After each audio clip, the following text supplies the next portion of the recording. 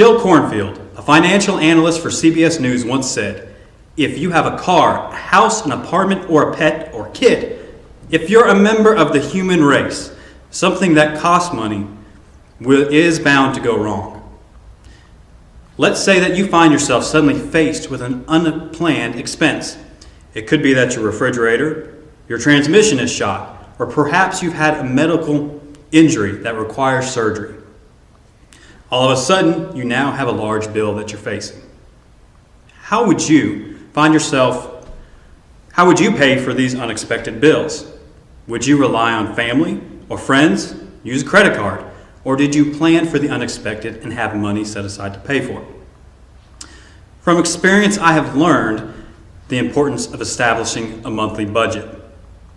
Initially, my wife and I did not start out with one and frequently found ourselves living paycheck to paycheck. We realized pretty quickly that we were handling our money was going to lead to debt or to relying on others for our financial issues. So we reached out to wise friends to help us figure out how to set up a basic budget. My purpose today is to persuade my audience of the importance of setting up a monthly budget and establishing financial goals. The main points I will be covering are common financial issues in the American household, how people with budgets are often unprepared to handle emergencies, and last, I will cover the basics of setting up a monthly budget. So I want to share with you some startling facts with you about the common financial issues in the American household. First, it is well known that we have a culture of consumerism. People in our culture are prone to purchasing items they don't need in order to achieve a particular lifestyle. You may have heard of some of these, such as the American dream or keeping up with the Joneses. For instance, most people have expensive phone plans or vehicles they can't afford and owe payments on. They seek to have the latest gadgets. Second, people are not saving as much money as they should. According to Matthew Frankel in USA Today, the average personal savings rate for the American is only 5.5%. This includes retirement and emergency funds. Now think about this. Frankel says the average gross American income is around $71,000. This means at 5.5%, average American household is only saving just under $4,000 a year.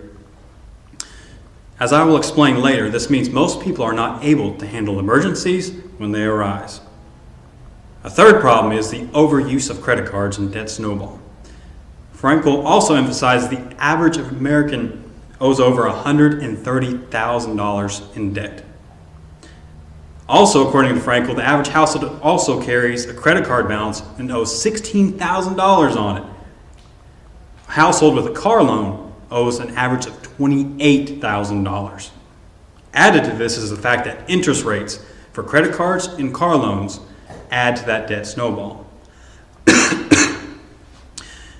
Another issue faced by many Americans is not being financially prepared for the unexpected.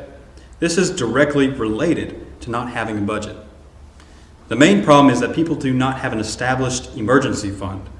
According to Amy Peachy, at the Money Watch website, only 4 out of 10 Americans say they may have enough to cover a surprise $500 expense. The rest say they would use a credit card or turn to their family.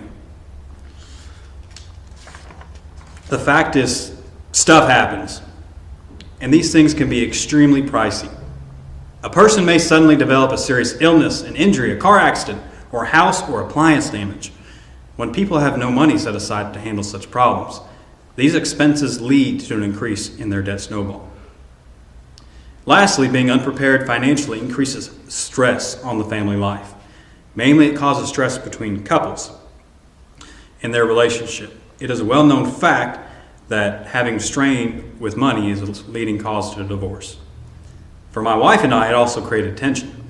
When one of us bought something because we did not know if we still had enough money to cover the bills, or we also had a couple times where we did not communicate our balance on our checkbook and we wound up in the negative.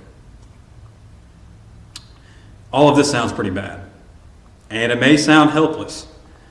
People may not know where to start. But in reality, it just takes a person a little work to get on the right track. And it makes life so much less stressful. So I'm going to share with you how you can start ensuring your financial well-being. Setting up a monthly budget is pretty simple. According to the Bank of America budget, it can be started in 6 steps. Note your income, your net income. This means determining your take-home pay. Track your spending. Find out your fixed expenses, things like bills and ties. Also determine your variable expenses, like gifts, house costs, entertainment, and groceries. Try to determine all your major spending categories and see what you spend on each month. Set your goals. Think of your short-term goals and long-term goals. A short-term goal may be buying a dishwasher. A long-term may be saving for your child's education. Make a plan. Determine where you can cut back on your spending and try to figure out up the amounts to spend on each month for each category.